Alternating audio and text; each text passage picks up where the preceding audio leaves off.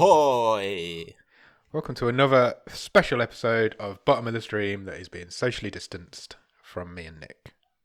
Welcome aboard. How are you, Nick? I'm pretty good. How are you? Good. Yeah, I'm not bad. Not bad at all. Good week? It's been an interesting week. Oh, why? What's happened? On the whole, it's been a good week. I had to take a trip to hospital on Monday. So that wasn't what so did you good. do? Not for me. My youngest daughter decided to absorb the floor with her nose. Oh, at no. school. So, Bad times. So she was quite swollen facially. Is she okay? On Monday. Yeah, she's fine. She's a bit scratched up, but you know, it's kids can't put their feet in front of each other. Kids being kids again. So that was an interesting start to the week. That was a kind of like, drop everything. Okay. We need to sort this out. Yeah, but other than that, yeah, not too bad. How about you? Good. I know you've got bad. something exciting to talk about. my PlayStation 5's been delivered, Nick. Amazing. It's very exciting. It was very difficult to put the pad down and just come and join you. I was going to make you do this one on your own today. You can go back afterwards. Actually, I wouldn't like that because I think I might go on for like 3 hours. I'd probably just talk like you were still here anyway. Just keep leaving gaps for me to laugh at you. Yeah, maybe. So I've left it doing some updates and various things and bits and bobs. So that's cool. So what's your first impressions? It's really good. The DualSense controller is incredible. You can't describe it to people how good it is. It's so good. So did you get any games with it, or are you just going with what you've already had? Or I brought the new Spider-Man game, which comes with the remastered original Spider-Man game. Oh, sweet. So, which I never played. Yeah, I played the first one. I'm quite glad I left it, so I can now get it fresh on next gen. But I've been playing that all day today. It's been good fun. Is it? Well, I've played the first one. I've completed the first one. One of the few games I've actually played to the end. That's what I'm playing through now. I've not started the second one yet. I'm going to do that one afterwards. I really enjoyed it. It's just great fun swinging around New York, isn't it? Yeah, that's all I've done all day. I've not done any of the missions. I've just swung around places I've been to. It's been great. But yeah, it looks beautiful. And that was does. on the 4, so I'm sure it looks great on the 5. When lockdown is over, you'll have to come around and have a look. Great. That's pretty much all that's happened to me this week. No dramas of getting it delivered or. No, it was all fine. No like problems. Everything appeared on time. The camera adapter for the VR's arrived today as well, so I can use that as right now as well. So that's cool. Sweet. I do. It always happens, doesn't it, when there's a release of this, big console, like used to happen with the phones and stuff, where people seem surprised when they've not pre-ordered and they just turn up on the day of release and the shops haven't got any. It's even weirder this year because obviously none of the shops are open. So yeah, people are just like queuing onto websites when they know there's not going to be any on there. Well, I just people's attitude just stuns me. It's like, I'll be able to get one. No, you won't, mate. Yes, no, you won't. Good luck with that. Yeah. But I did. Well, that's because you planned ahead. So I did. Luckily, I was off work on the day of pre-order, so it worked out quite nicely. Awesome. Anyway, have you got? Should we do Netflix news first, or should we do top of the stream first? Let's go with news first. Okay, cool. I haven't got any top of the streams anyway, so let's fine. go with news. Do you want to start? I've got 5. How many have you got? 2. Oh, shall I go first then? We've not pre-checked, so we may have duplication. So yeah, you go first. I'll go. I don't know if I don't think you'll have this one. Have you ever seen the film Shark Boy and Lava Girl? I have, yeah. Have you? Yeah. Did you enjoy it? A few times. It's all right. You up for a sequel? Yeah, why not? You're getting one. It's coming on January the 1st to Netflix, and it's, I believe, a TV show. Okay. Directed by Robert Rodriguez, coming on January the 1st. It doesn't have a title yet, as far as I can tell, but it's set 15 years later. So they've grown up and they've got a kid together. Is it the same actors? The one of them is. I think the Lava Girl is, but cool. The boy isn't. I don't know which one. One of them is, but I can't remember which way around it was. I've never seen it. I've no idea what it is. I just spotted it got Robert Rodriguez attached to it. Yeah, he did. Big news. He did the first one. It's the first one's got a very young Taylor Lautner in it. Oh, really? Yeah. So yeah, Nice. Yeah, it's fine. I think it was all done because at the time it was a big 3D kind of event thing, wasn't it? Yeah. There's that weird period for Robert Rodriguez where he just made kids movies for 6 years because he did like loads of Spy Kids movies and then he did these as well. So yeah, strange, that's wasn't cool. it? So that's Awesome. my news. I just thought I've seen the name. I thought I'd mention that this week. People will be interested. Are you? You want to go next? Yeah, I've got a weird one. Remember Okay. a couple of weeks ago, maybe a bit more than that, when we were talking about Ben Wheatley, who had filmed a horror film in lockdown in an abandoned hotel. Well, not abandoned, Yes. but a Shut hotel. shut hotel. Well, Yeah. it's come out this week that Judd Apatow, of the whole sort of comedy peon of, he's got loads of films and produces, doesn't he, with all the Yeah. same guys. So Keep forgetting Sarah Marshall and them sort of things, didn't he? yeah, he's got a movie coming to Netflix. Right. It is untitled so far. It's a comedy, but it's about a load of actors in the pandemic stuck in a bubble in a hotel trying to film a movie. Oh, really? Yeah. Oh, strange. People just So, had like, this idea and went with it in the lockdown, obviously. Sure. So sounds like we're getting two movies exactly the same, only one's a horror and one's a comedy. So That could be really interesting. A double header, do them both on one night. yeah, well, I guess so. Are we going to want to watch that in a year's time when hopefully things are a bit better? I don't know. Hopefully. We'll see. Hopefully things We'll are a see. bit better. Next one. Yeah. Netflix the Yorkshire Ripper Peter Sutcliffe recently died. Yes.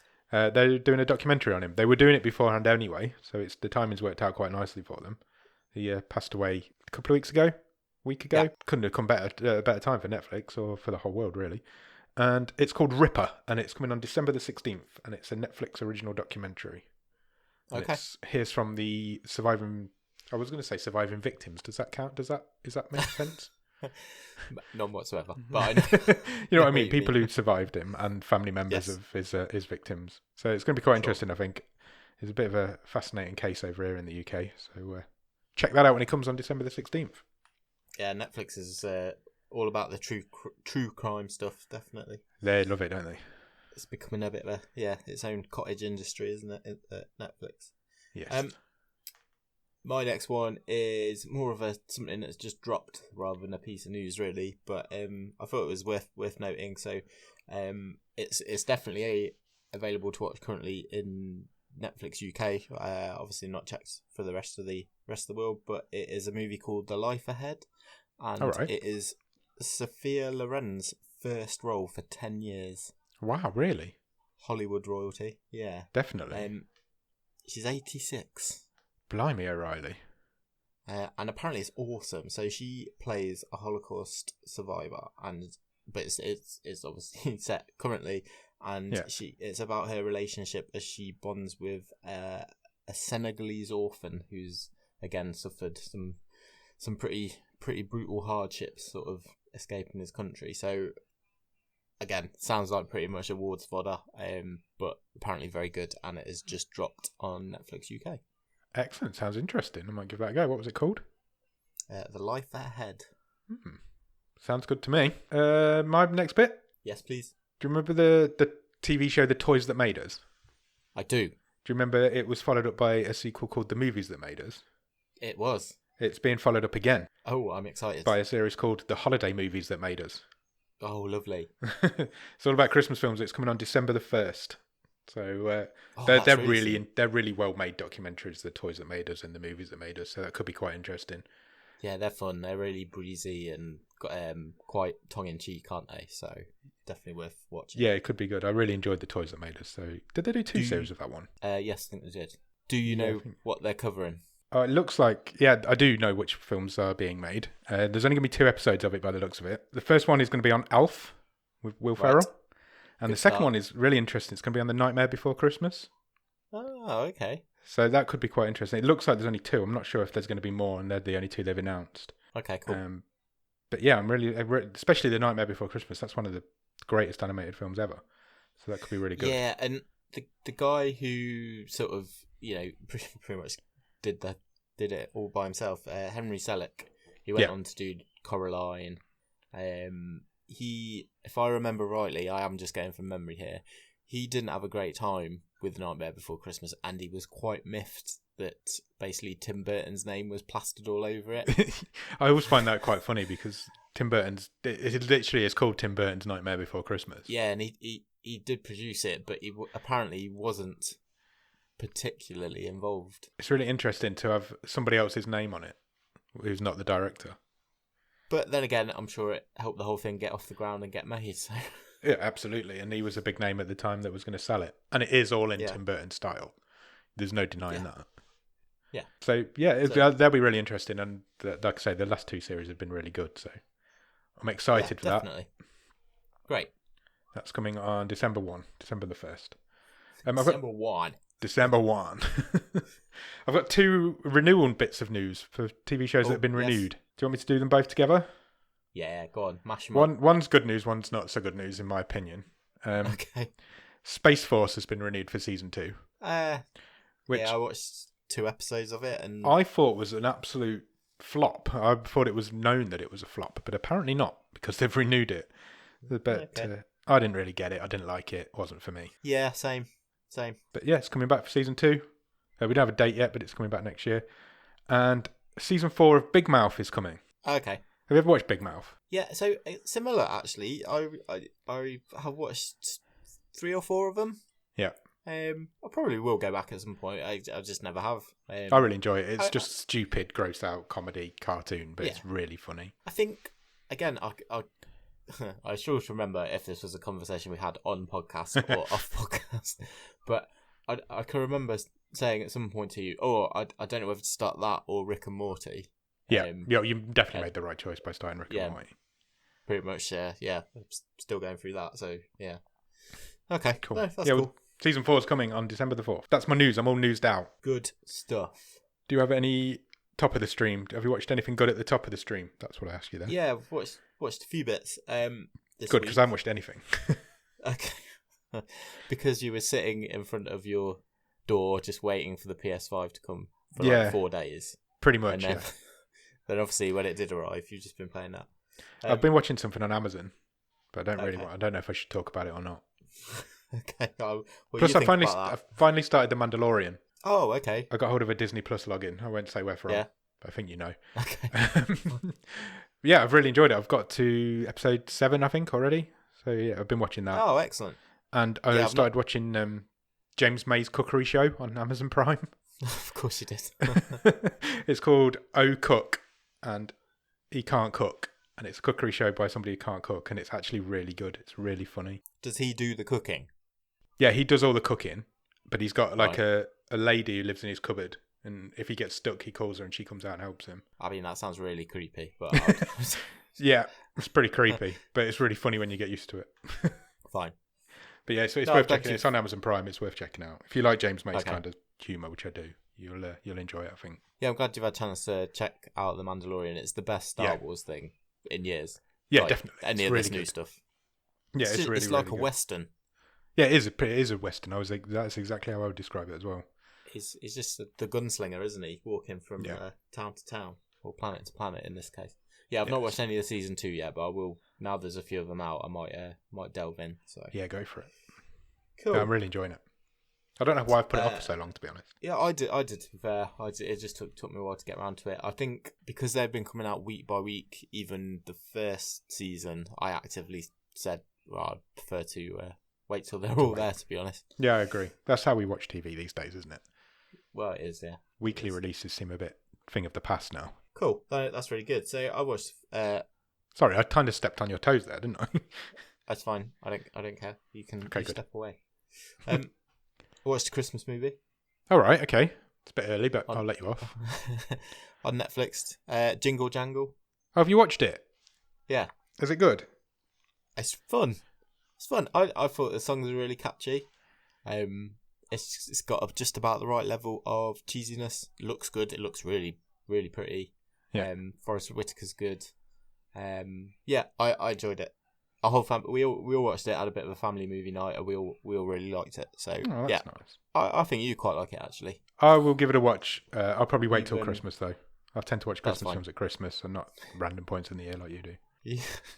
Well, yeah. Well, I don't watch them in July.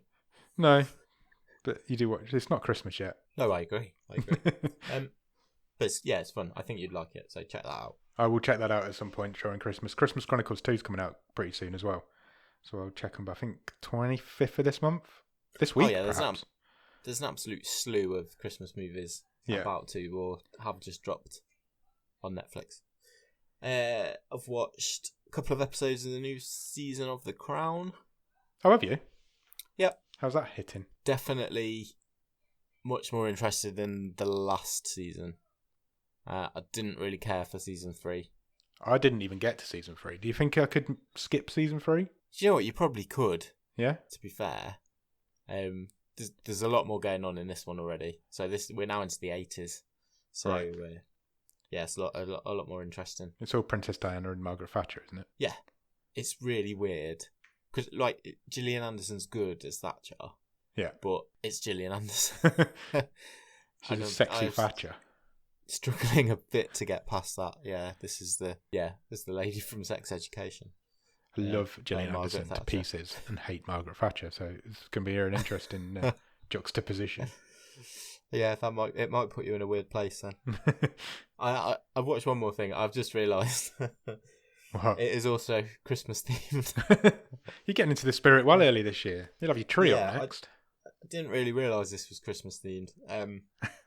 So watched a couple of episodes of a new sitcom called Dash and Lily. Okay. On Netflix.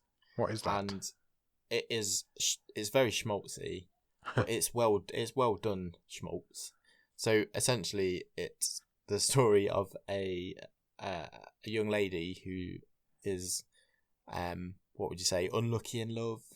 She's quite naive. So she leaves a notebook in a bookstore and basically does a sort of treasure trail scavenger hunt type thing for the right person to pick it up, and he has to complete the tests and the tasks in this book, and then he starts doing it back to her. So they've not actually met, but they're sort of communicating through this book, and a couple of their friends are helping them. It's quite sweet. It's fine. I only watched like 2 episodes, but it's quick. That's pretty cool.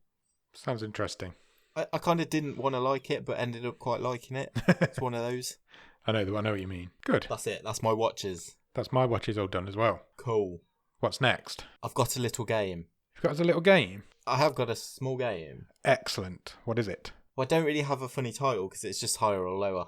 So That's disappointing. Yeah. Nick's untitled non-funny game. Okay, let's call it Hospital or Notspital.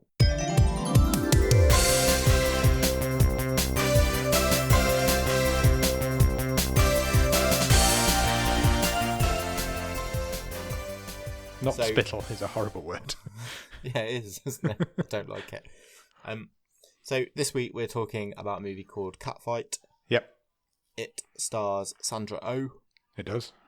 She is quite famous for being in a hospital drama. She is. Grey's Anatomy. Yep. So I think we've played this game before, and I think we played it with detective dramas. Right, okay.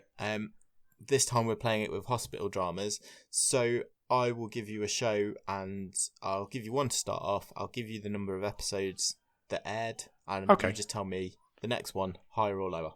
Okay, sounds good. I can do that. We'll see how far we get. So I will give you an easy one to start off with. We will go with... I don't know why I said hospital dramas, because this is definitely not a drama. We will start with Green Wing. Okay. Green Wing had 18 episodes. Cool. I've been thinking about watching it. I've never watched Green Wing, and I've been thinking about starting it. You're not? No. I think it'd be right on my street. I was thinking about rewatching it after you talked about Black Books last week. That's what made me think I should probably start watching it. Well, there's only 18 episodes, so cool. I'll blast through that. It probably wouldn't take you too long. So Green Wing has got 18 episodes. Can you tell me, higher or lower? Yeah.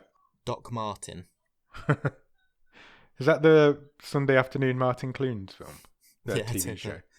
I've just realised it's called Doc Martin. It stars Martin Clunes. So I've never watched an episode. I think he's called Martin in the show. I think that's why it's called that. I would presume so, yeah. It's a pun on the shoe. It seems like it's been on forever, though, so I'm going to say higher. Correct. 70 episodes. 70? Yeah. Okay. Hit me with your next hospital. Doogie Howser, MD. Oh, that was Neil Patrick From the Howard's 80s. show, wasn't it? Yeah, it was. I've never seen When it. when he was young. I'm going on the fact that American sitcoms usually have a lot of episodes in a season. Probably more than higher. Correct. 97. Excellent. Right, I realise you've called next. this game Hospital or Notspital, and I don't have to say Hospital or Notspital in it. I know, that's why I didn't give it a title. Okay. But stick with it, we'll go for it. Cool. So the next one is, let's go with House. House with Hugh Laurie. That's the one.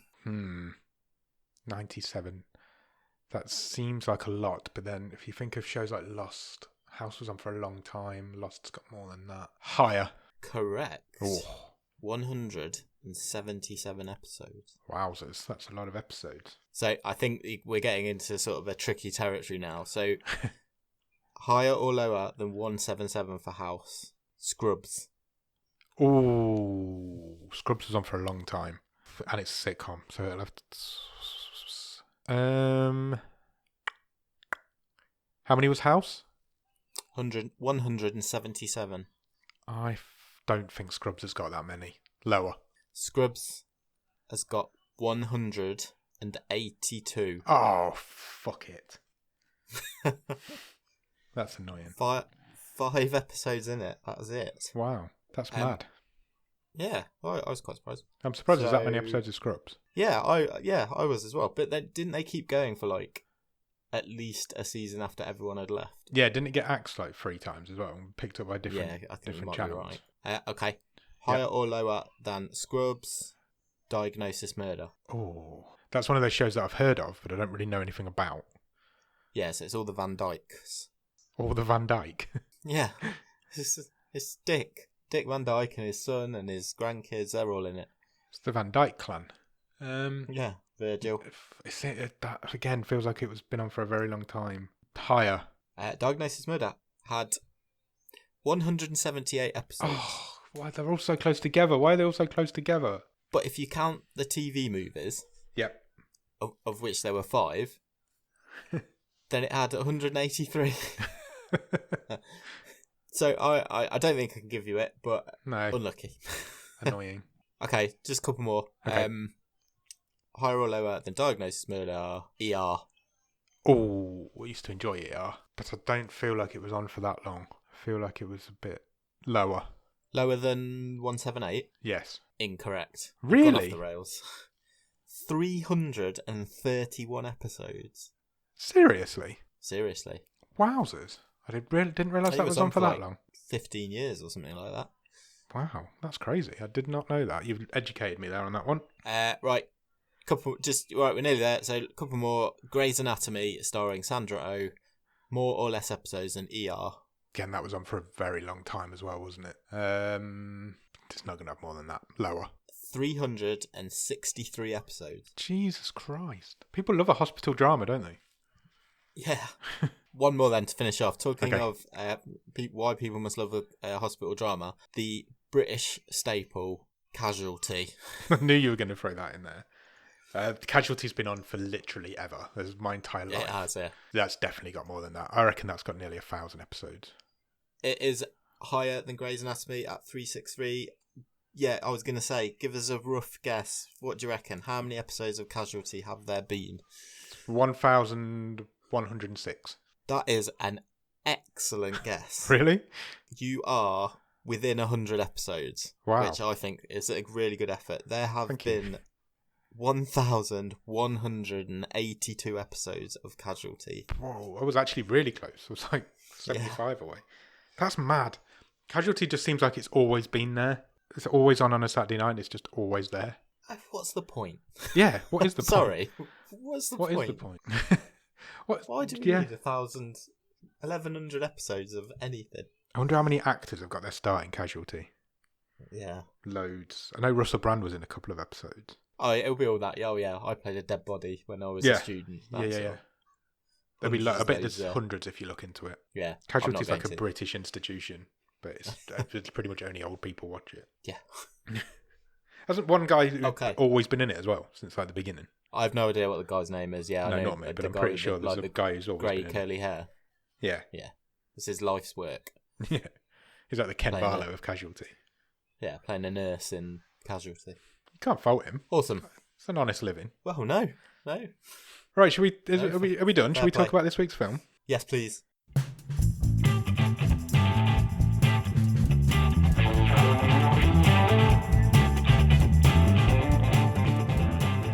Okay, this week we watched a film called Catfight. It's from 2016. It's a 15. It runs for 1 hour and 35 minutes and is currently rated a 5.8 out of 10 on IMDb. Stars, as Nick mentioned, Sandra Oh, who she plays a character called Veronica. You'll mainly know her from Grey's Anatomy. More recently, she was in Killing Eve, which was a big British show that was successful everywhere, pretty much. Yep. Also stars Anne Heche as a character called Ashley.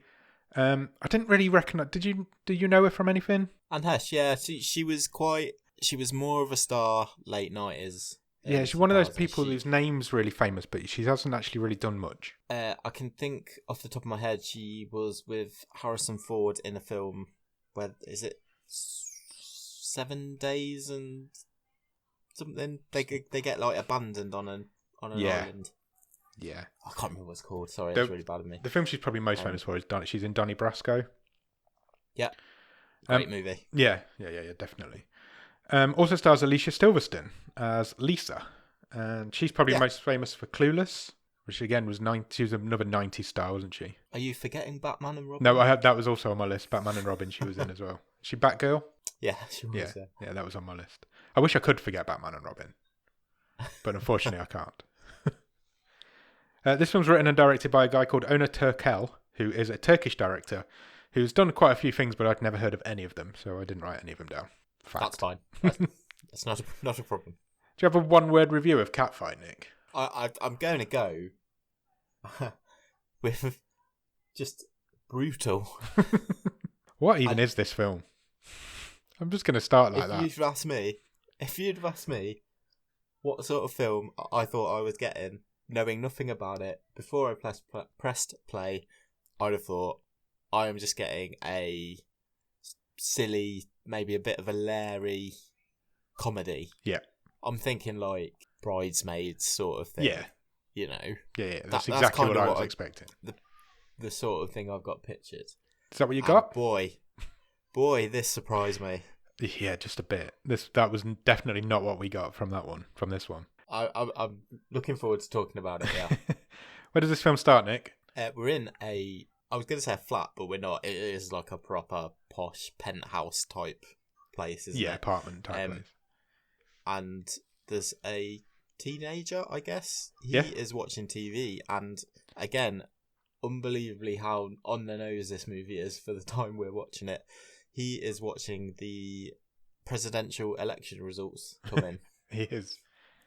It's like a comedy show, though, isn't it, that he's watching it on? Yeah, so he's watching one of these late night shows. So it's one of these Conan O'Brien, Jimmy Kimmel type shows. We actually get an age on this guy, this teenage boy. How old do you reckon he's supposed to be in this film? How is he supposed to be? I would say 15, 16? 15, yeah. Okay. He was not. Okay. Quite considerably older than that. But that's really... It really bugs me when people try and make you believe that people are a lot younger than they actually are. I really struggle with it. I don't understand why it happens, but Americans do it all the time. Yeah, that's always been the way. Yeah. Anyway, he seems to be some sort of artist. He's got like an artistic flair, anyway. And yeah, he's kind of sketching, isn't he? Yeah, and his mother, who's Veronica, who's Sandra Oh's character, doesn't really back his art. She's quite negative towards him and asks it, and she doesn't want him to be an artist. No, she doesn't think it's a viable career path. No, she even says at one point that art isn't even a real thing. She doesn't believe in art. She does. Just before we get into that, it's worth mentioning. I was just going to say it's probably worth mentioning that, you know, on the monologue that's being delivered on this late night talk show, we are given the impression that the president elect is very much on the sort of scaremongering path. Yeah. So he's stirring up sort of racial and class warfare almost. Yeah. And given that this was made in, what did you say, 2016? 16? Yeah. It was clearly yeah. very on the nose for the last election. Yes. And the fact that we're now watching it literally 2 weeks after the one after, I was just like, wow, crazy. Yeah, it's weird really, how things turn it's out. really weird because it is a big part of the story as well, isn't it? And it's interesting to see. It is, yeah. I say story, there's not a lot of story here, but it's interesting how it develops throughout the film. Anyway, she decides that she tells him she wants him to go to Yale. And we kind of cut away from them then, and we meet our second star, I guess, or stars. Yeah. So we meet Ashley and Lisa, who are a couple, and They are, yeah. they're having an argument. And basically, they argue a lot during this film, and never really seem to achieve anything from it. You know what I mean? No, and they argue when their relationship is in a bad place, which is when we first meet them. Yeah. And Lisa, who is Alicia Silverstone's character, she says, I'm not happy. We're really struggling here. She says to Ashley, who is Anne Heche, your art's not making any money. But later on in the movie, they also argue when they're happy. Yeah. And their relationship's in a better place. They're not a good couple. Clearly, they clash. Yeah. This is what they do. We cut back to that. We cut back to Veronica's household. I've written down everyone's weird. And this is a really early assumption for me to make, but everybody's weird in this house. Okay, yeah. That's you're not off base, to be honest. Early on in this film, you don't really warm to any of the characters, and they've got like a weird, I don't know, there's something weird about them that I didn't like, and I didn't warm to anybody at all. Well, back with Veronica and her husband now and their teenage son, they're giving him like terrible life advice, aren't they? Like, basically, don't follow your dreams. You need to go and do. Yeah. Was it financing or whatever it is at university? And basically, we get informed that the father he's about to seal a big deal, which is going to make them a lot of money, but it is basically an arms deal. So this potential war, he's going to profit from.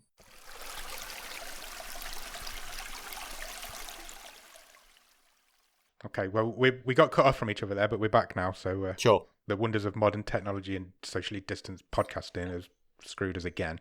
But I think we're back. There was a really weird delay as well. It was annoying. But we're back now. So I think we got to the point where we cut back to Ashley's, and she's in her like studio now, and she's got like an assistant. Is she an assistant? Her name's Sally. Or is she like mentor, protege, something like that? They share this studio space anyway. And there's an art collector there, and he's come to look at some of Ashley's artwork, but he's not impressed. And he says it's good. Yeah. Like, technically it's good. Yeah. But the content is not appropriate to sell this. I couldn't hang this on the wall. It's all sort of dead babies and... Yeah, she paints really strange collages of dead nightmare-scapes, really, isn't it, I guess? He calls it insane. He's like, I can't sell this, it's insane. And then he spots what Sally's just doodling, as she always does. She's just doodling these like blue bunny rabbits. And he spots them and he really, really likes them. He does, and it really, really riles Ashley up, and she hates it. Because she's not a nice person, this Ashley. No. And she just doesn't like it, and it cuts from there. This film is so choppy. It cuts between the two main characters. Yeah, but... constantly. It did that bother you? Because it didn't bother me. It bothered me a bit. It's sort of set in the scene, isn't it? Yeah, I struggled with the flow of it. It didn't seem... bringing these people together, I guess. Yeah, it didn't seem to flow very well for me. We'll keep going, because we've got no choice. This is the podcast. This is what we do. Got back from there, and Veronica and Stanley, who is her husband, are heading to a party. Yep. But he doesn't want her to drink when she gets there. He doesn't want her to go at all. He seems to have turned up and says, right, yeah, you can come, but I don't want you to drink. Yeah. Yeah. She says to him, are you embarrassed by me? And he's like, yeah, you're really embarrassing. So when you've had a drink, you're really embarrassing. And they have an argument in the street, don't they, before they get to the party? And he basically says, look, just go home. Don't come. I don't want you to come. It's his business partner's birthday, isn't it, I think? Yes. And he straight up says to her, I'm not happy in this relationship. Straight.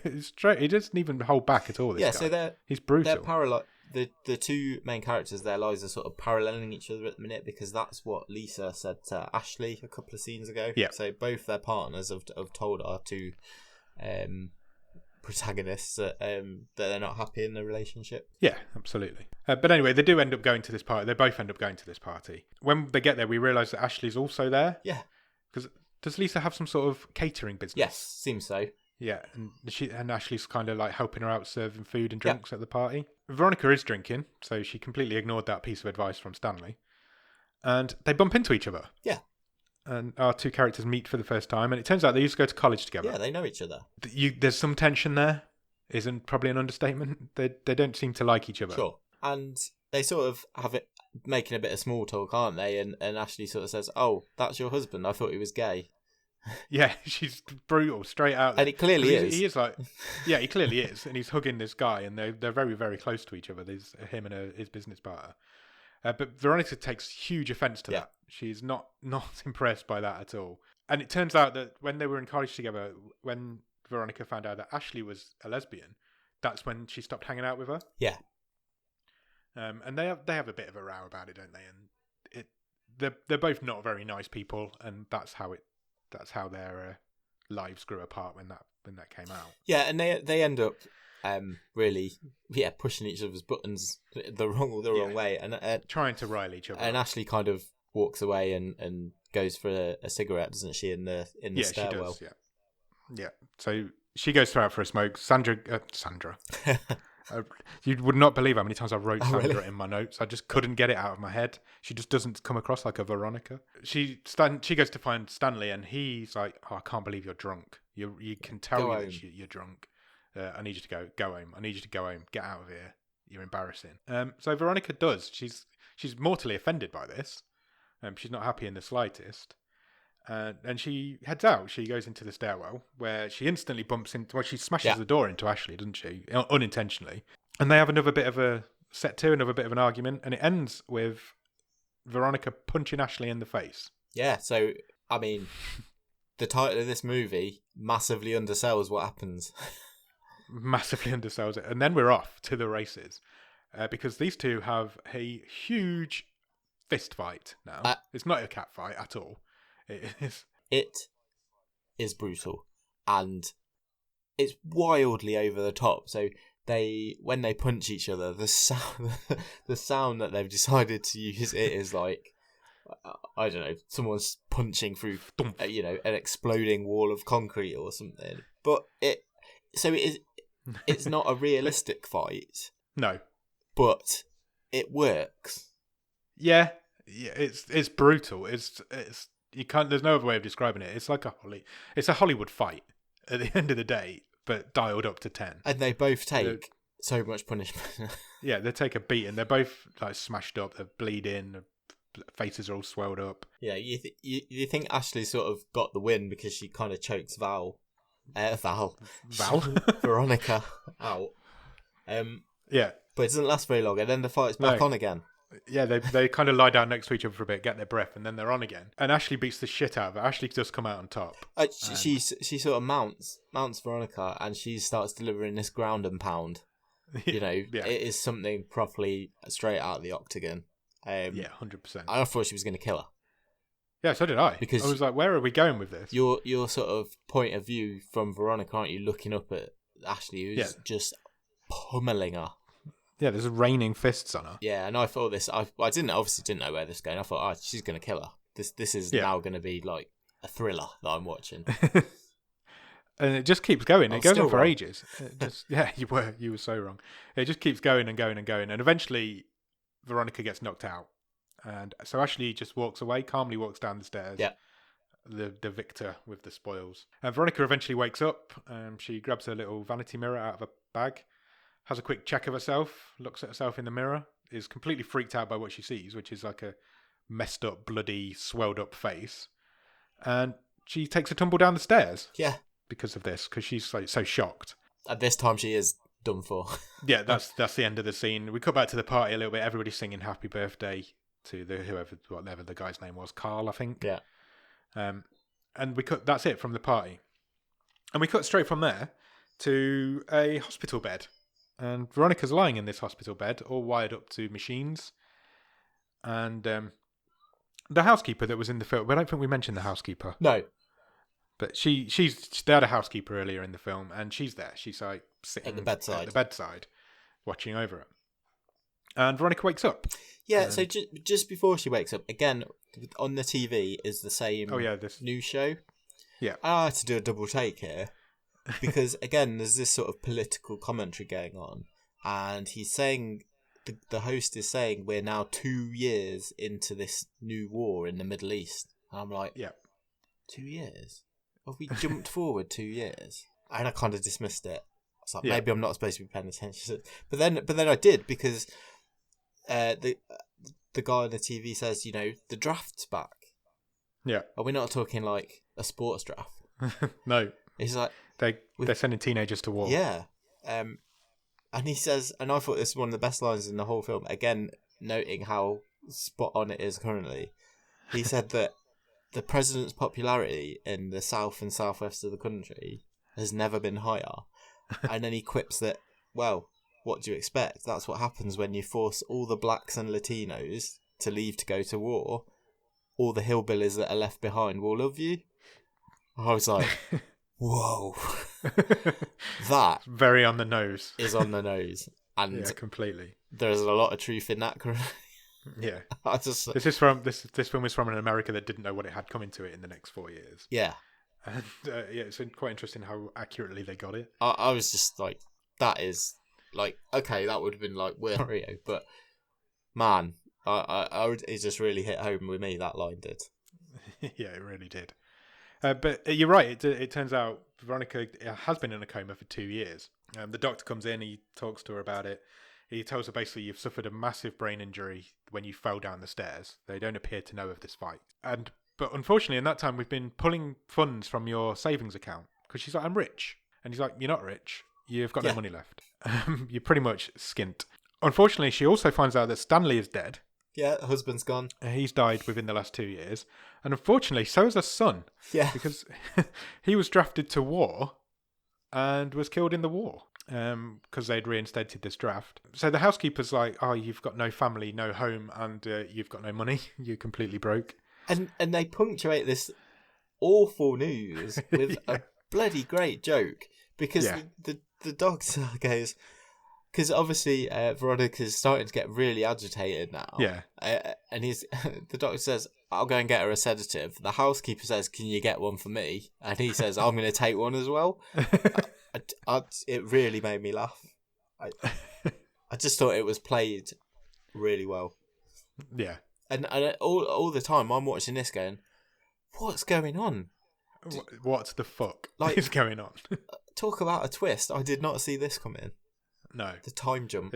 It's a strange one. And it didn't do any 2 years later or anything. No. It told you it in the story, which is what I've been begging films to do for a long time. How much better was it for it? So much better. It just works. You tell the story. You don't need those texts coming up on the screen saying 2 years later. I quite enjoyed the joke as well because she turns to the housekeeper and she's like, oh, I can't believe you sat at my bedside for 2 years. And she's like, oh no, I was just passing. I'm a cleaner at the hospital. It's like, I just thought I'd pop in and see if you were all right.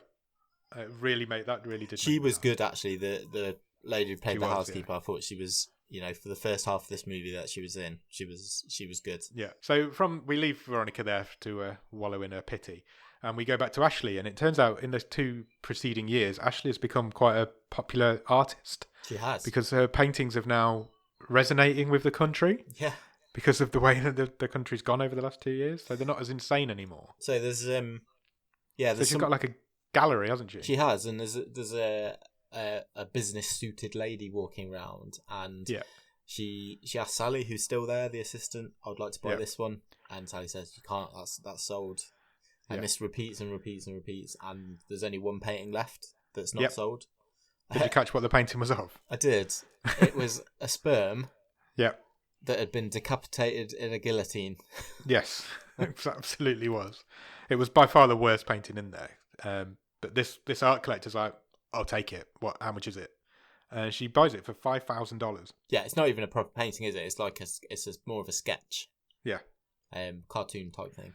So Ashley's become quite successful in the preceding 2 years. We then go back to Ashley, and she's still with Lisa, and they've decided they're going to have a baby. Yeah, but we cut back to them, and Lisa's literally got a turkey baster up Ashley. Yeah. It was a strange Again, one. maybe And chuckle. Just wasn't expecting it. No. I've written here, we cut back to Veronica now, and in my notes I thought, okay, things are starting to look up. Titus Andromedon's just showed up. My notebook reads, Titus Andromedon is teaching Veronica to walk again. Titus Andromedon obviously is the character from Unbreakable Kimmy Schmidt. Yep. He's amazing. I love him so much. He's actually my profile picture on Netflix. Oh yeah. He's brilliant. So it really brought a smile to my face when he turned up. He's not in it long. He's in it a couple of times, but he's not in it for long. But it was a nice little cameo. He basically says to her, look, you need to start walking today because you've got to leave. Yeah, this is your last day. You've got no money. This is your last day. You've got no woman. You've got no woman left. You've got no money left, woman. And she's like, well, I've got nowhere to go. I've got no house. I've got no family. I've got no money. He also tells her that her husband didn't just die, but he committed suicide. Yeah. So she gets on the telephone and we meet this... turns out she's got a crazy aunt. Yeah, she's like a tree hugger, isn't she?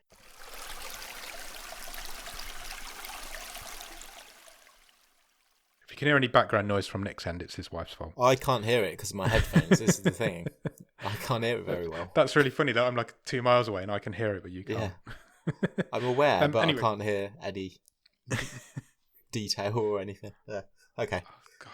I miss having you in this room, Nick. Yeah, it's so much easier. I know. Fuck lockdown. Bring it back. We meet a crazy woman and she's talking to a tree.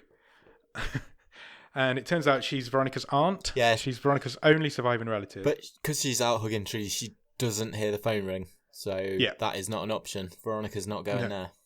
No. So we kind of leave Veronica there again, don't we? We pretty much know that that's where she's going to end up, but we don't know that for sure yet. Ashley and Sally are in their gallery boxing up all the art. This scene genuinely made me uncomfortable. Yeah, it's horrible. It's really horrible.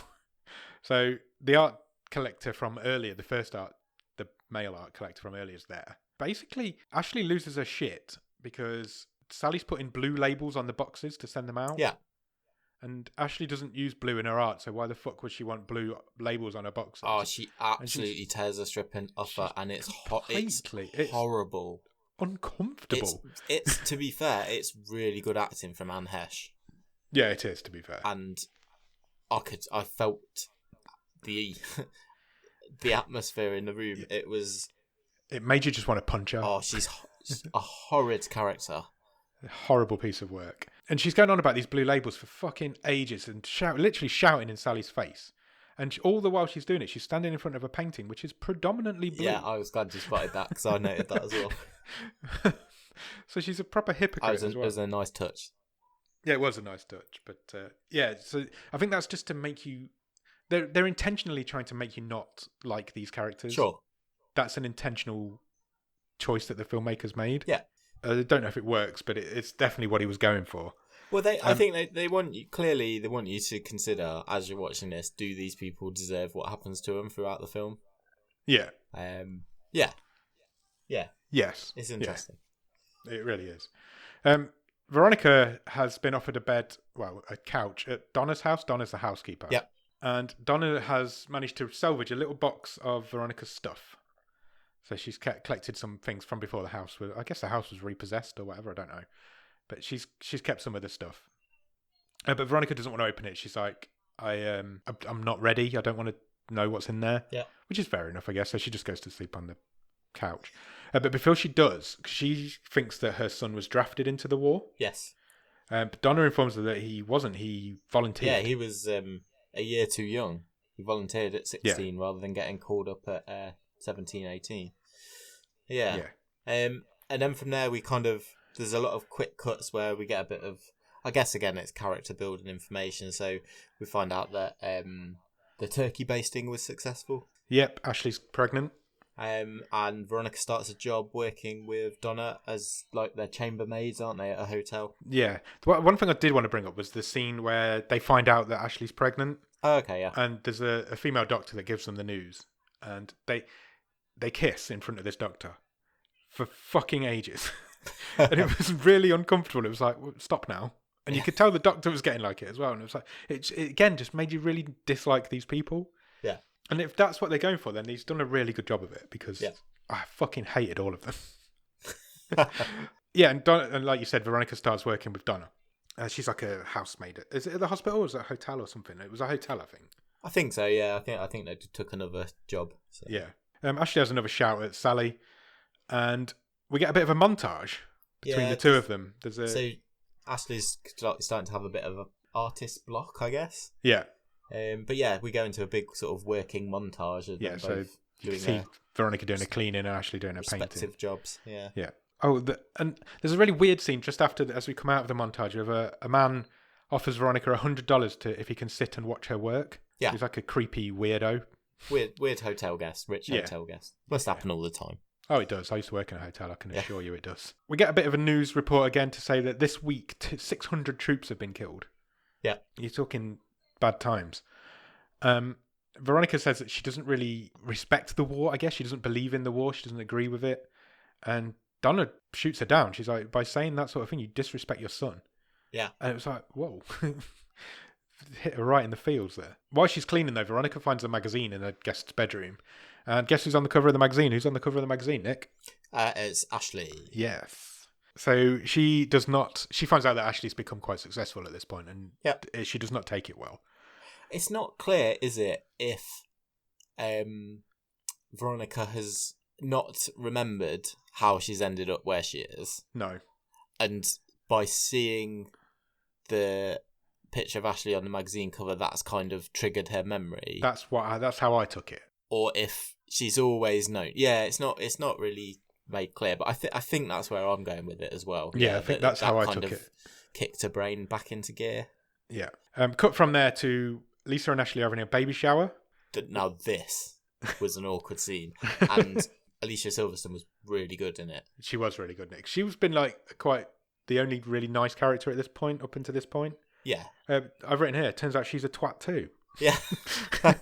She's fucking horrible to everybody. She's they keep giving her gifts and she keeps bashing them down for giving her these gifts.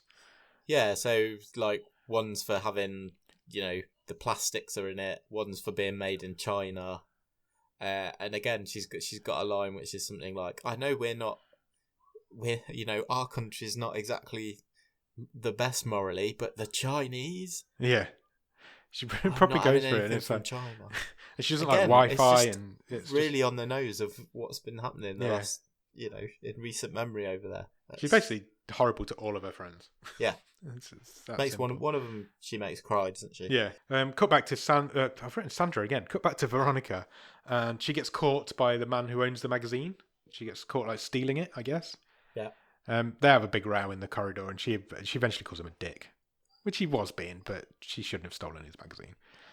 But when she gets home that night, Donna's son showed up. So she's got a son who has also been at war, but he's okay. He's come home for a bit of leave, and you can tell that he instantly takes a dislike to Veronica. Yeah, he does. He's not a fan. He even says to her, "How long are you staying for?" Yeah.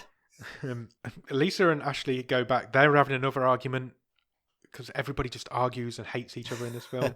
So they're arguing about the colour red. So all Ashley does is argue about colours. Because she likes the colour. And in their apartment, and Lisa doesn't. She says it reminds her of blood and murder. Yeah, she wanted to paint the baby's bedroom walls red. And Lisa was not. What we haven't mentioned is the character of Lisa is carrying around this fake baby and has been for the last few scenes. And this argument literally ends in a tug of war with this doll. And Lisa is as cuckoo as everyone else in this movie. We get cut there to Veronica's now left Donna's house, presumably because the son didn't like her very much, and she checks into a motel. Yeah, she's quite rude. Yeah, she's awful. She's quite rude to the desk clerk in the hotel, and it ends with her saying, "What, are you deaf?" And he's like, "Yeah." He is deaf. She hadn't realised. We're in Curb Your Enthusiasm territory, but without the subtlety. At this point, aren't we? I think. Yeah, it's just brutal. It's brutal all the way through. Every line hits hard to somebody. It's not a nice film.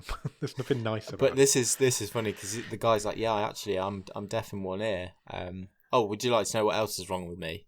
I've got eczema. I've got ringworm. I've got ringworm. So he's a bit of a dick as well because he's just making her feel worse. I've got ringworm on my scrotum. Yeah, he does say that. I know he's like, look, here's your room key. Just try and be a nicer person. Piss off. Yeah. So she goes back to her room and she has a bit of a contemplation of her life. and she decides that she's going to open the box that Donna gave her earlier. Yeah. And there's a video camera in there. And it turns out her son was leaving her video messages. Yes.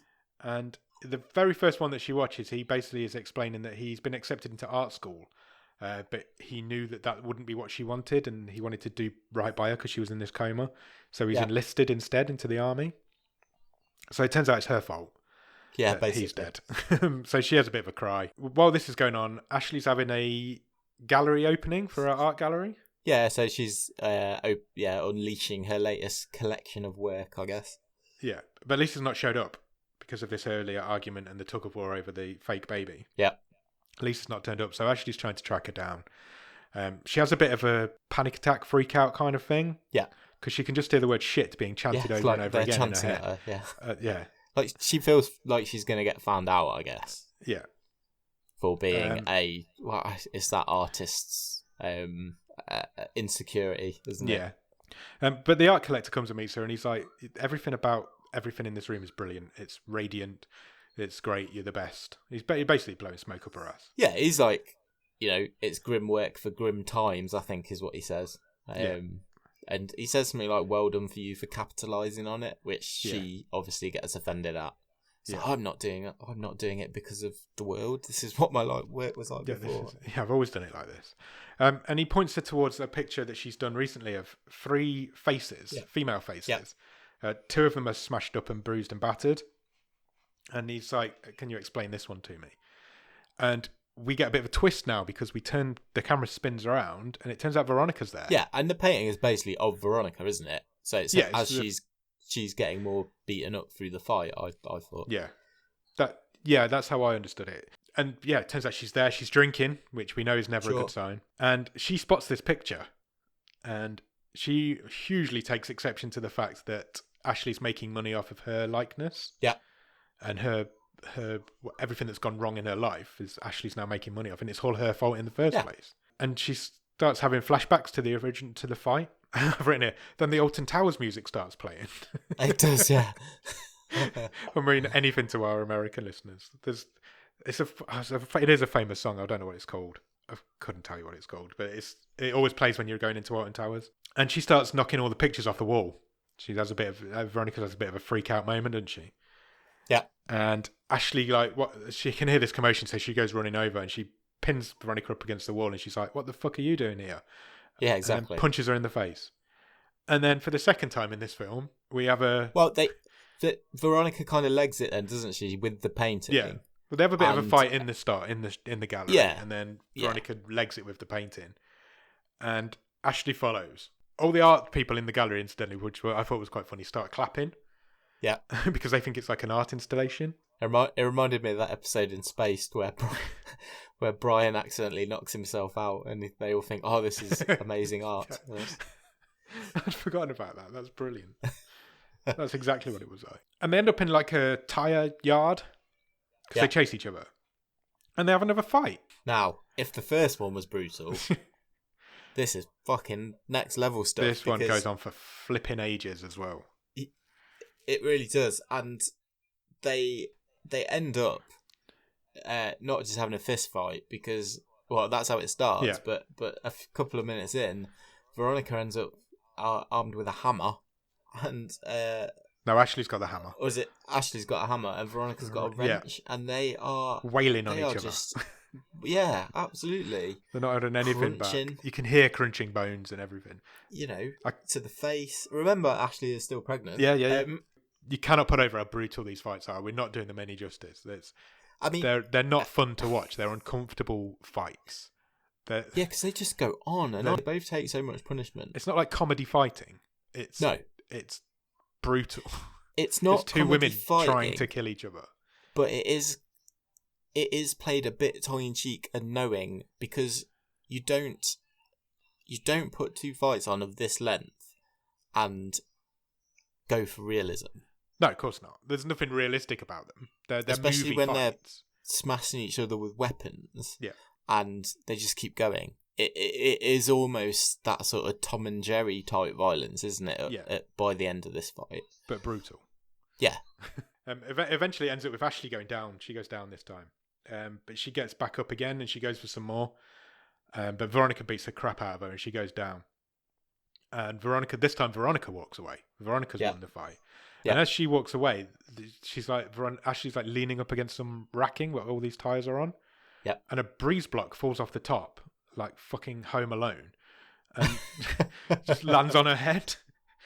Yeah. And knocks her completely out. Man, this is crazy stuff. It is crazy stuff because pretty much now this film starts again. Ashley wakes up in a hospital bed. It's the same hospital bed that we met earlier. Met? Did you meet a hospital bed? It's the same room, and this time Sally's there with her because it's basically exactly mirroring what happens earlier on. The TV show is back on the TV above the bed, and it's the same program. Of course, it is. This time, the host is saying the war on terror is over. Yeah, we won. Everyone in the Middle East is now watching Netflix, which again made me chuckle. We're now getting quite meta. Yeah, very much so. Sally goes and gets a doctor. It's the same doctor who reads the exact same script. Yeah. Basically, she's been in a coma for 2 years.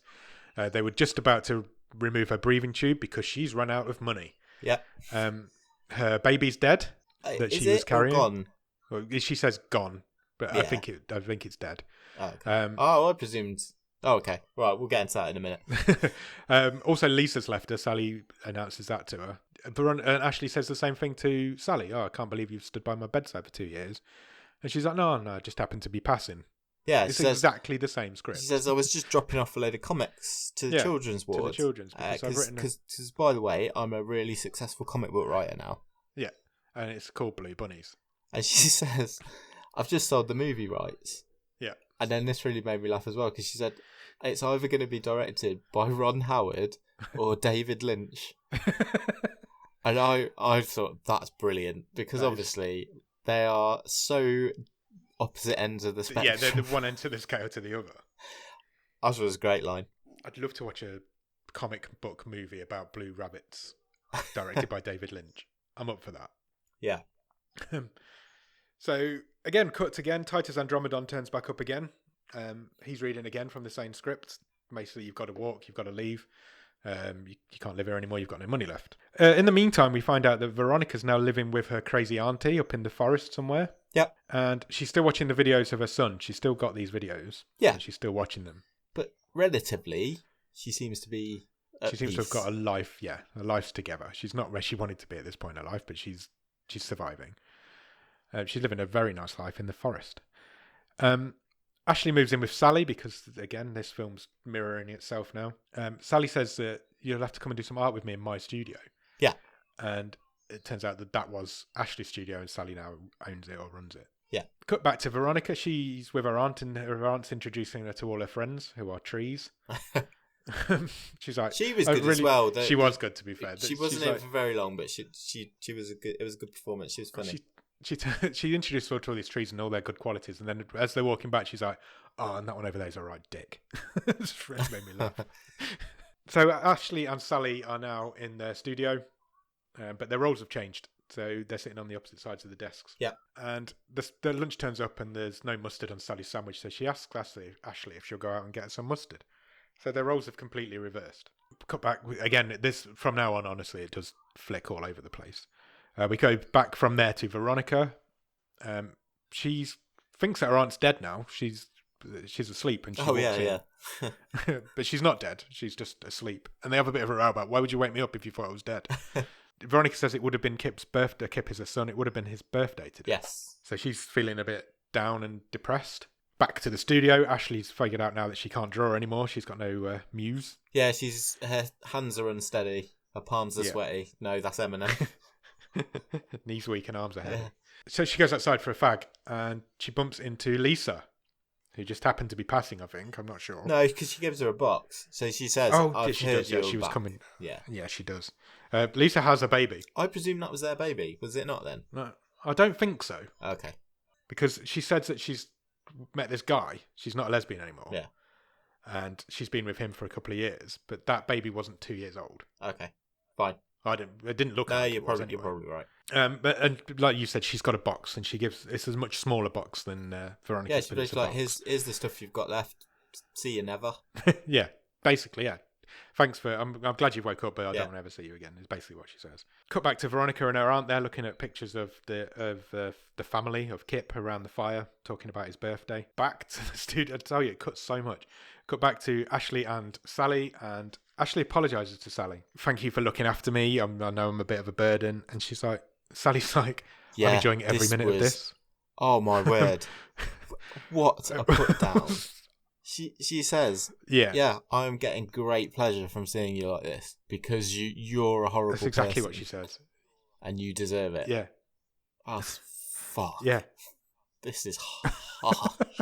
I've written on my notes, even Sally's a dick.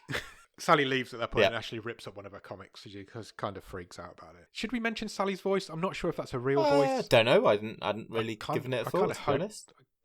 I kind of hope it isn't. It's very high-pitched. I do not know. If it's very high pitched. She's like a female Joe Pasquale. You're going with all the niche references today. Ashley opens up her box at this point and she finds something that gives her a look of realization. And I didn't pick up what it was at the start, but it looked like a ticket of some sort. It's got Veronica's name on it, hasn't it? Yeah. I don't know how this has happened, but in the next scene, she turns up at Veronica's house in the woods. I missed how that she came into possession of this bus ticket. Yeah. She said, because Veronica says to her, "How did you find me?" And she says, "I found a 2-year-old bus ticket." So I think I'm just putting it together now. When they were fighting in the art studio 2 years previously, it must have dropped out of Veronica's bag or coat. Right. It seemed a bit of a stretch. Yeah. But that must be it, though. Why Lisa's treasured it for the last 2 years in this box, who knows? Veronica, they're like standing outside the front of the house, and you can tell that something's going to happen. Veronica's like, "I don't want to do this. I'm getting on with my life. It's fine."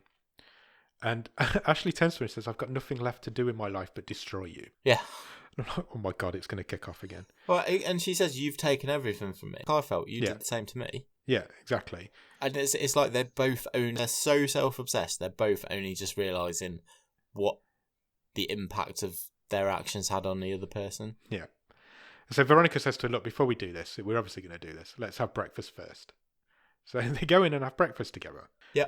So Veronica tells her about Kip and about Stanley.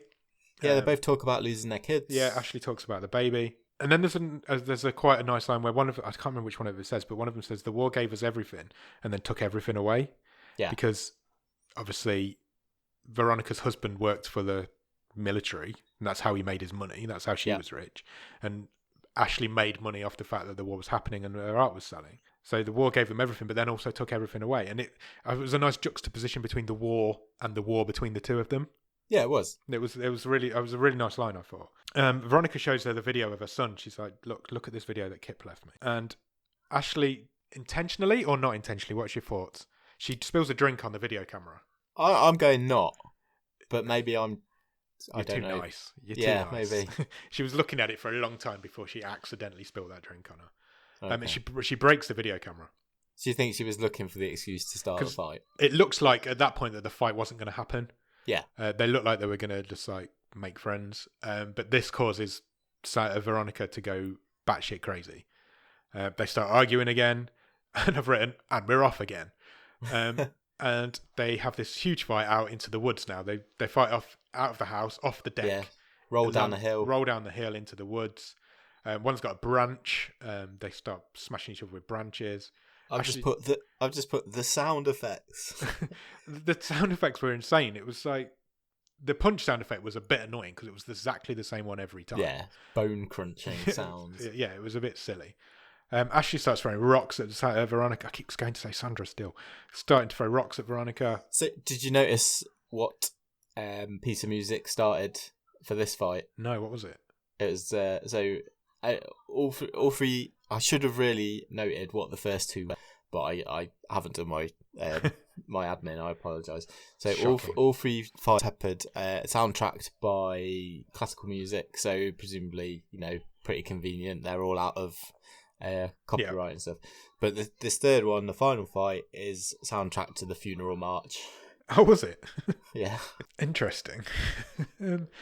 Anyway, they end up. This fight goes on for longer than the first two. much longer. It felt like it was as long as the second one. Do you not think this felt like it went on for a long time? This one, yeah. Again, they're all long. Well, yeah, they are all long. It's the backbone of this film. Those 3 fights are a good long time in this film. This one ends up with, and again, this one's as brutal as the others. The rocks that are being thrown are not small, and they are braining each other with them. Yeah. The branches are huge, and they end up both down by a lake. And Ashley starts screaming, and the screams of Ashley wake up Veronica's aunt. Yes. And they're still fighting. They're basically now on their knees, looking at each other, just hitting each other. They've got no energy left in them. They're just going to keep going until one of them's dead, or they're both dead. Yeah, and the aunt just stands in the window and watches. Yeah, she doesn't do anything about it. And again, it just keeps going and going, and they're just punching and punching and punching, and the camera kind of pulls away from them, and you can hear in the background the video camera turning itself back on. Yeah, and it comes up on the screen that it's restored itself. All files restored, it says. The final video plays, and all it says was "I love you, Mum." With Kip, and it's as he says "I love you, Mum," just as his barracks wherever he is are rocked by explosions. Things start exploding around him, and then the film ends. I mean, wow. This I do not think we have ever watched a film that is so shocked. My expectations have been so out of whack with what it actually is. I couldn't agree more. Even Animal World, which is probably the one before that, this film is not what you think it is in the slightest. I thought this was going to be a comedy about 2 women who didn't like each other, and it isn't. It's a brutal martial arts film about 2 women who don't like each other. Well, it's not like there's no finesse, is it? No, you know what I mean though. It's like it's Korean violence. It's a political commentary. Yeah, buried within this personal grudge match. All these horrible people who, whether they deserve what happened to them or not, are just too stubborn to give in, and they are just going to die together, punching each other. There was never a reason for them to start fighting. Other than the fact that Veronica stopped talking to Ashley when she was a lesbian. Yeah. But the fact that they just kept fighting, and they lost sight of why they were fighting in the first place. So they were just both consumed by their hatred so much. Well, they're just, it's like I say, it's a political allegory, isn't it, for political parties, and they can't remember why they're fighting. Yeah, there wasn't even any reason for them to fight in the first place. Yeah. They're just fighting, and for the whole film it's just a fight with cutscenes in the middle of it. Do you know what it reminded me of? What? You know that episode of Family Guy with Peter Griffin and the chicken? It's just that. I mean, there is some of that to it, yeah. But it knows that, doesn't it? Yeah, it does. That's 100% what it was going for. It knows exactly what it is. The cartoonishness. 100%. Yeah. Yeah. It knows exactly what it is. Did you enjoy this film? Yeah, I did. I really did. Once I got over the shock of, whilst I was watching it, coming to terms with that it was so different from what I expected. I was gobsmacked by it. I've been really torn by it. It's been a few days now since I watched it because we were a bit late recording this week. And every day I'm like, yeah, I enjoyed that. And then the next day I'll be like, no, I fucking hated that. And I literally still to this minute have no idea if I liked it or not. It's but not I've really enjoyed talking about it. Yeah, me too. I knew I would because it's got so much going on in it. Yeah, it's non-stop. There's always something going on. And those fights, I cannot put over to you how brutal they are. And I think everyone's in it's really good. You know, they play it just right. You absolutely hate every one of them. There is not a nice character in this film, even to the point where you think some of them are going to be. But that's a compliment because that's exactly. Yeah, it is 100%. That is exactly what they're going for, and they nail it. Yeah, absolutely. Everybody in it is so good to getting you to hate them, even down to people like Donna, who are just bit part characters, and Sally, and they're just. It's brutal, and it's not only the fighting that's brutal. It's the fact that the way they talk to each other. And the way they interact with each other, it's uncomfortable to watch from the start to the end. And sometimes you need that from a film. 100%. It achieved exactly what it was going for, and it even caused an argument in our Discord this week. Did you notice that? Yeah, I did. I didn't want to comment before we recorded. No, I didn't.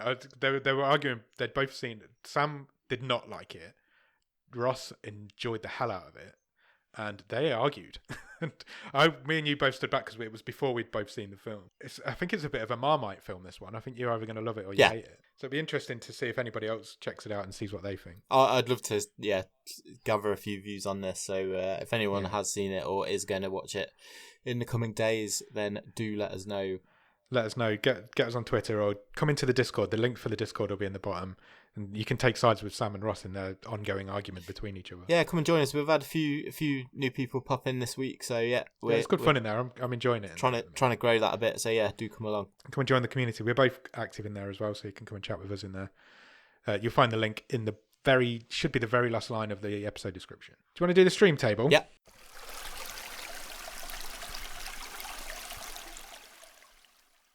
Okay. Do you want me to run through what we've got? Yeah, why not? Go for it. Okay, so currently at the bottom of the stream is Malevolent. 6 is last week's film Life Force. 5 is iBoy. 4 is Results. 3 currently is Hungerford. 2 is The Discovery. And 1 is Caliber. What are you saying, Nick? For me, it is a simple question of whether this is first or second. Interesting. I think you're right. I think it's a better film than The Discovery, but I'm not sure about Caliber. If we put it above Caliber, I think we'll lose Sam. Caliber was Sam's wild card. That's pretty much where I am as well. As a whole, Caliber wasn't without its faults, but... No, not at all. And nor is this. Let's be honest. Like I said to you earlier, there's been the last few days where I've hated this film and the last few days where I've loved it. I really enjoyed this film. Part of me what this has got going for it is that it's the element of surprise. Yeah, completely. But then Caliber had that as well. Yeah, for that moment it did. I mean, this is just wildly... this is one of the most memorable films we've seen, regardless of whether it ends up at where we put it now. I've been... You're not forgetting about this film. Yeah, this has been in my mind since we watched it, without a doubt. I can go first or second. I'm not that welded to it to go above Caliber. I think they're pretty close. I think it has to go second. I think Caliber's just a really good film, and it's definitely better than Discovery. But I think Caliber pips it. Yeah, I can go with that. Second in the stream table. Sorry, Sam. It's a hard recommendation for me, though. I've got to say. Yeah, I think you've got to watch it. I don't know if everybody will enjoy it. I'm positive not everybody will enjoy it, but I think it's one of those films that should be watched. Yeah. Just because it's completely different to anything else you'll have ever seen. Yeah. There's nothing else out there like it, apart from that episode of Family Guy. How do you want to try and turn the tide on it? This one's on you because I don't think I do. I don't. I did last week's. I don't want to. I don't think I want to change it. You don't want to change it at all? I don't think you can. Like I said, it's so unique that if anything you do to change it is going to take that away from it. And I don't even want to. I don't even want to recast it. No, I don't know. I think you're right. I think that all three of them play it so well. Can we have a bit more Titus Andromedon? Yeah, that's a fair comment. Let's have a bit more of him because he wasn't in it. I don't know his real name. He will always be that to me. Yeah. Like you say, it's so unique that there's anything you do to change it takes that away from it, and you don't want to do that because then it just becomes another film in a pile of films. This is one of the most surprising things we've ever seen so I wouldn't want to change that. Okay, fair enough. We'll skip it this week then. Yeah, more Titus Andromedon. That's the change we're making. Shall we talk about next week's film? Yeah, let's do it. Do you want me to hit the randomizer? I do not. What? I'm going to play my wild card. Wild card. Amazing. Awesome. I love a wild card episode. What are we going for, Nick? Give me some news. So, I'll put my phone back down now. Because you loved last year our French cop film. Bon Cop, Bad Cop? Yeah. We are going to watch, and I've wanted an action film for a few weeks. You have, that's true. We're going to watch an action film. Okay. We're going to watch a French action film. Okay, interesting. So I would like. It's not Bon Cop, Bad Cop 2, is it? No, it's not. It's not. Good. Which is technically that's Canadian, but okay, fair enough. I would like you to open up your Netflix. Oh, okay. And I would like you to read the synopsis out. Interesting. For a movie called Lost Bullet. Lost Bullet. I found it. It's a new film. It's from 2020. Oh, cool. I didn't realise that. Lost Bullets says, facing a murder charge, a genius mechanic with a criminal past must track down a missing car containing the proof of his innocence, a single bullet. Hello. That sounds fun. The poster's quite good. It's just a right way up car and an upside down car. God, let's do that then. Let's do some action. We haven't had many car chases on this show, so that's true. Bit of a change of pace. Am I going to have to watch it with subtitles on, or is it? Oh no, it's French original. I'll watch the dub. You watch the subtitles, and we'll see again. Because that was fun last time when we had all sorts of weird things that were different about the script. Deal. So yeah, go out and check out that. And in the meantime, check us out on Facebook. I'll do that one first this week. Facebook.com/bottom-of-the-stream. You can get us on Twitter and Instagram at BOTS_podcast. Discord, I've already mentioned the link for that will be at the bottom of the screen, bottom of the show description. Check us out on our new website, www.bottomofthestream.com, where you'll find every episode we've ever recorded, all the stream tables that we've ever done, and loads more good stuff on there as well, including Bottom of the Stream merchandise. It's coming up towards Christmas, so about time people got buying some of that shit, I think. Patreon. Check us out on Patreon. It's patreon.com/bottomofthestream. A couple of quid every month. You'll get some extra bonus episodes. You'll get early access to episodes most weeks. Probably not this week. A wild card if you come in at a certain level. Nick writes a newsletter every month. There's all sorts of good shit going on in there. And come and check us out. Yeah, if you can't do any of that, then please consider leaving us a review on Apple Podcasts, on Podbean, on Podchaser, anywhere you can leave podcast reviews. Literally anywhere. It really helps the algorithms and put our little thumbnail in front of people's eyeballs, and that means they will put us in their ear holes, which is what we want. We need to be in more people's ear holes. Recommend us to everybody you know. Let's get more people on this boat. And yeah, while you're doing that, check out a film called The Lost Bullet. It's a French action film, and we'll come back next week to talk about it. Cheers. Bye.